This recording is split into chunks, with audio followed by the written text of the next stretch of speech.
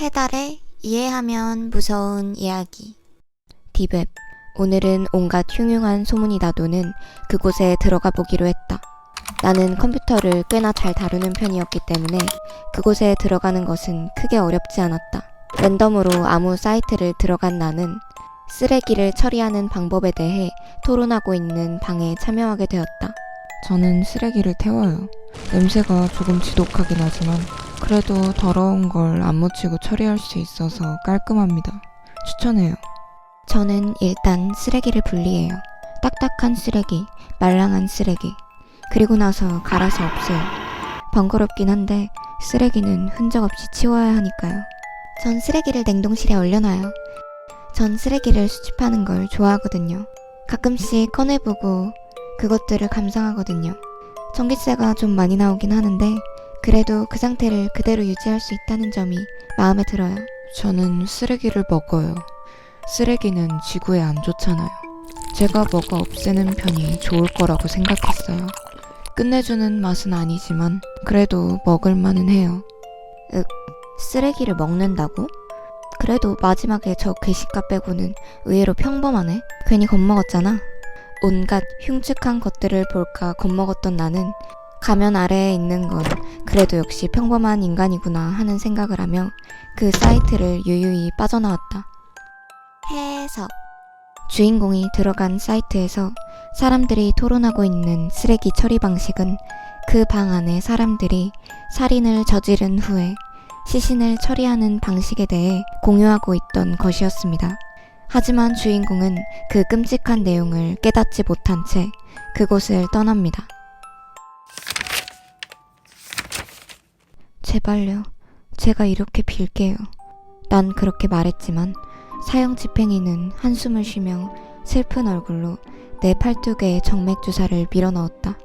신부님은 내 옆에 앉아 말했다. 그가 버튼을 누르면 약물이 투입될 겁니다.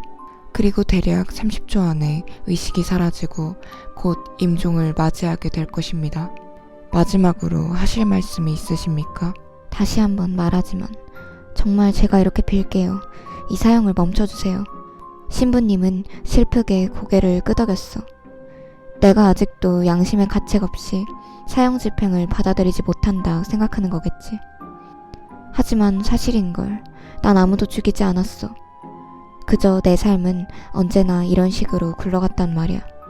한 번은 수업 중에 모르고 손을 종이에 베었을 때 내 주변에 앉아있던 3명의 손가락에서 갑자기 피가 나기 시작했어. 고등학교 때는 교통사고가 난 적이 있는데 차는 분명히 날 쳤지만 옆에 있던 남자친구의 다리가 부러졌단 말이야. 그 후로 난 항상 조심했어. 모든 사람들과 인연을 끊고 웬만하면 집구석에서 나가질 않았지. 하지만 그런 노력에도 불구하고 불행은 나를 가만히 내버려두지 않았어. 마트에 들이닥친 잔뜩 흥분한 강도가 사람들을 위협하다가 내 얼굴에 총을 쏴버렸을 때 나를 제외한 모든 사람들의 얼굴이 터져버리고 말았어. 경찰들은 피웅덩이 속에 앉아있는 내 허무맹랑한 말을 믿어줄 리가 만무했지. 사형이 집행되고 30초 후 난 사형 집행인과 신부님, 그들이 쿵 소리를 내며 바닥에 쓰러지는 모습을 그저 바라볼 수밖에 없었어. 제가 그렇게 빌었잖아요. 난 슬프게 말을 되뇌었어. 해석. 주인공에게는 주변 사람들이 주인공 대신 상처를 입거나 죽게 되는 능력을 가지고 있었습니다. 그래서 사형을 집행하면 벌어질 일을 알고 있었던 주인공은 사형을 멈춰달라고 간청했지만 결국 사형 집행인과 신부님은 주인공 대신 목숨을 잃게 되었습니다. 옛날 옛적에 마녀가 살고 있었어요. 그녀는 원하는 것이 없었어요. 이미 뭐든지 가지고 있었거든요. 없는 것이 생긴다면 빼앗으면 그만이었지요. 그래서인지 그녀는 너무나도 지루했어요. 무료함에 개슴츠레 감기던 그녀의 눈이 반짝 뜨였어요. 재미있는 놀이가 생각났거든요. 사람들에게 의심이라는 씨앗을 심어주고 그것이 어떤 모습으로 자라나는지 아주 가까이서 지켜보고 싶었던 그녀는 그 길로 마을로 향했어요. 그리고는 평범하게 그들의 틈으로 섞여 들어갔어요. 평화롭던 마을에는 비명소리와 울음소리가 끊이지 않았어요. 이 중에 과연 누가 마녀일까? 사람들의 눈에는 두려움이 가득 찼어요. 다음엔 내가 죽고 말겠어. 사람들은 결국 이성을 잃은 채 서로를 향해 달려들었어요. 그 모습을 본 마녀는 이제 그만 밥 먹으러 내려오렴? 네. 2022년 6월 28일 화요일, 엄마 아빠가 밥을 먹으면서 아주 기쁜 소식을 말해주었다. 나에게 동생이 생겼다는 이야기를 해주었다. 이제부터 엄마가 힘들지 않게 엄마의 말을 더 잘 들어야 한다. 좋아하는 게 또 하나 늘었다. 너무너무 행복하다. 오늘 읽은 책처럼 혹시 마녀가 존재한다면 내가 못된 마녀한테서 동생을 꼭 지켜줄 것이다. 2022년 6월 30일 목요일, 장마다. 오늘은 학교가 끝나는 시간에 비가 쏟아졌다. 나는 비 오는 날이 좋다. 찰박찰박 웅덩이들. 친구들 우산 위로 톡톡 떨어지는 물줄기들도 좋다. 나는 우산이 없어서 책가방을 머리에 메고 걸어갔다. 내 앞에 우산을 든 아빠가 보였다. 나는 아빠를 보자 반가워서 달려갔다.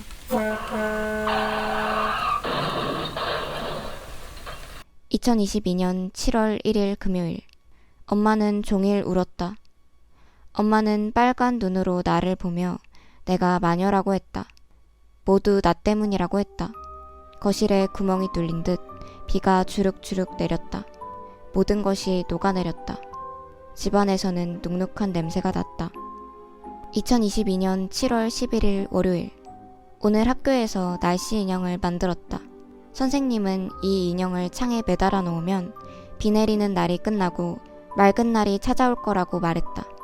완성된 인형을 엄마에게 보여주려고 집으로 달려갔다. 하지만 엄마의 얼굴에는 마치 먹구름이 낀 것 같았다. 엄마에게 얼른 맑은 날이 왔으면 좋겠어서 엄마의 방문 앞에 날씨 인형을 걸어두었다. 2022년 7월 15일 금요일. 오늘은 날씨가 눈부시게 맑았다. 하지만 엄마는 방에서 나오지 않았다. 그래서 나는 방문 앞에 걸린 인형에게 대신 인사를 건넸다. 다녀오겠습니다. 그런데 저녁이 다 되어서도 엄마의 방문은 열리지 않았다. 나는 걱정이 되어 방문을 살며시 열어봤다. 그곳에는 엄마가 날씨 인형처럼 대롱대롱 매달려 있었다. 엄마의 얼굴에서는 비가 내리고 있었다. 날씨 인형은 전혀 소용이 없었다. 왜 내가 좋아하는 것들은 다 사라져 없어져 버리는 걸까? 내 마음에도 비가 내렸다. 나는 날씨 인형을 집어들었다. 그리고 베란다로 걸어갔다. 우리 집에 비가 그만 오게 해주세요. 인형을 달아야 하는데 창틀까지 키가 닿지 않았다. 나는 의자를 가져와 창틀 위로 올라갔다. 바람이 불었고 창틀은 미끌미끌거렸다. 그래도 달아야만 한다. 그래야만 비가 멈출 테니까.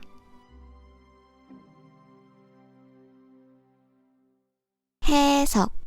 주인공의 엄마는 하루아침에 사랑하는 남편을 잃게 되었고 도저히 믿고 싶지 않은 현실의 벽에 부딪히게 되자 모든 비난의 화살을 아이에게 돌리며 그녀를 원망하고 마녀 취급했습니다.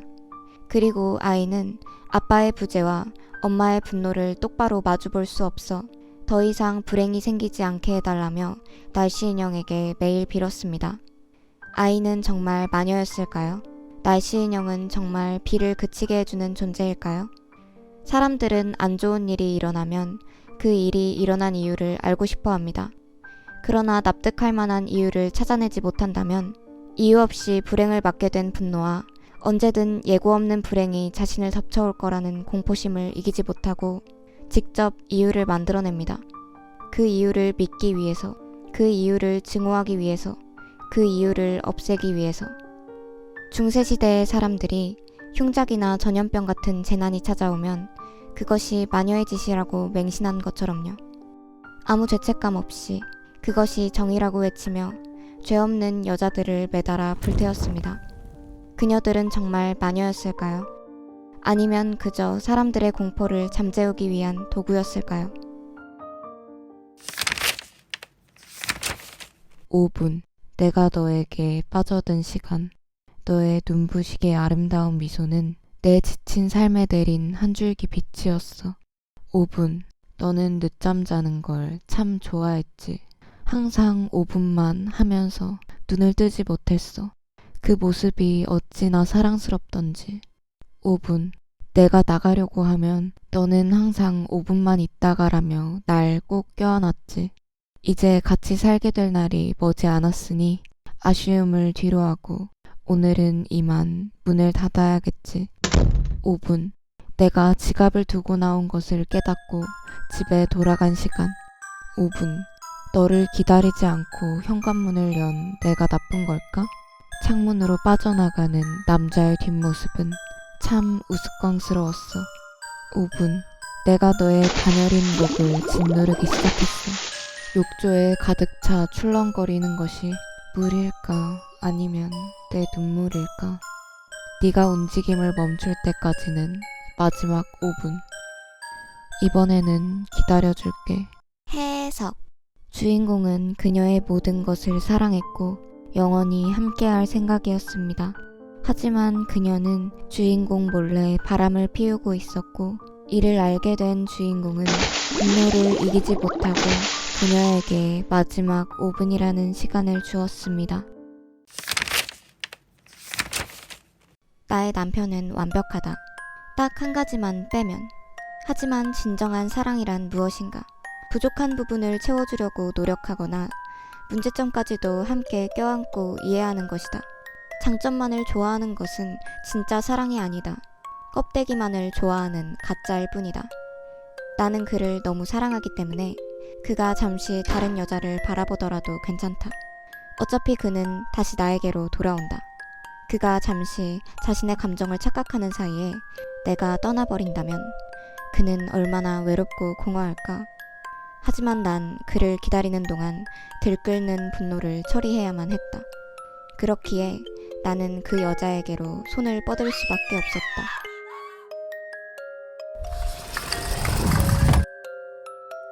그의 마음속에는 나만이 있는 것이 분명하다. 여자가 안 좋은 일을 당했다는 소식을 듣는데도 전혀 슬퍼하는 기색이 없으니 말이다. 웃음이 새어나오는 걸 참기가 여간 힘들었다. 나는 또다시 내 품으로 돌아온 그가 좋다. 나는 욕심이 많은 그조차도 사랑한다. 이것이 내가 그를 사랑하는 방식이다. 아내에게는 작은 문제가 있었다. 아내는 언제나 스릴을 즐겼다. 들킬까 들키지 않을까, 죽을까 죽지 않을까 시험하는 걸 좋아했다. 그런 그녀가 몹시도 걱정되었지만 자신만의 게임을 하는 그녀의 표정은 언제나 생기가 넘쳤기에 그런 그녀의 모습까지 사랑했던 나는 그녀를 도저히 말릴 수가 없었다. 결혼 후에 그녀는 아이를 갖게 되었고 스릴은커녕 하루 종일 안전한 집안에서만 생활해야 했다. 그런 그녀의 눈은 점점 생기를 잃고 죽어갔다. 마치 며칠 동안 물을 주지 않아 바짝 마른 꽃 같았다. 그녀에게는 새로운 자극이 필요했다. 나는 그런 그녀를 위한 게임을 준비했다. 나는 그녀를 유인했고 그녀는 당연하다는 듯 그 게임에 참여했다. 드디어 그녀의 눈에는 다시 생기가 돌았다. 나는 나를 위해 무슨 짓이든 하는 그녀도, 무모한 게임을 즐기는 그녀도 사랑한다.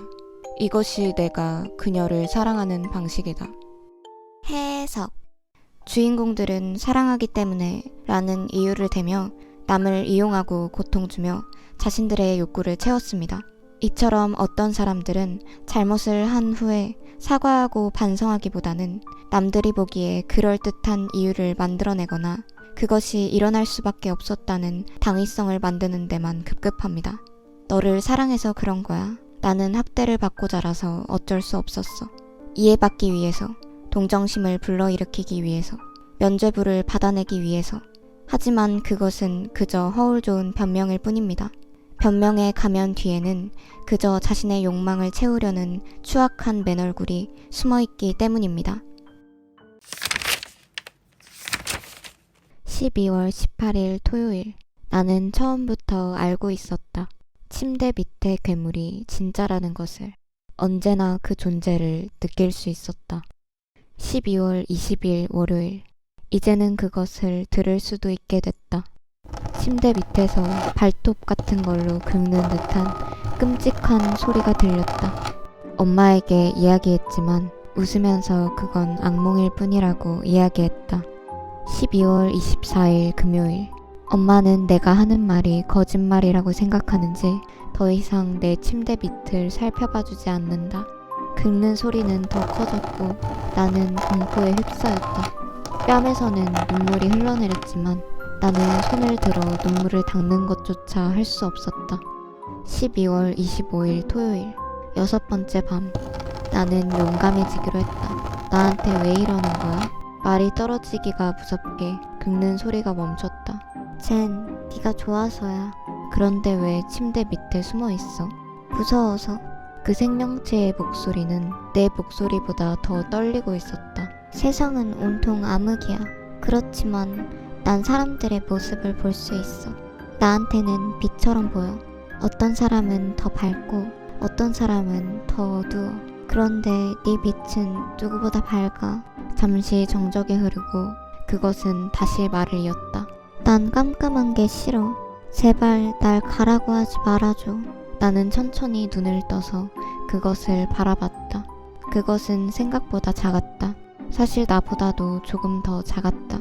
지금까지 나의 침대 밑에 숨어있던 생명체는 나를 향해 미소 지었다. 나도 따라 미소를 지어주다가 곧 어떤 생각이 들었고 나는 이내 얼굴을 찌푸리며 물었다.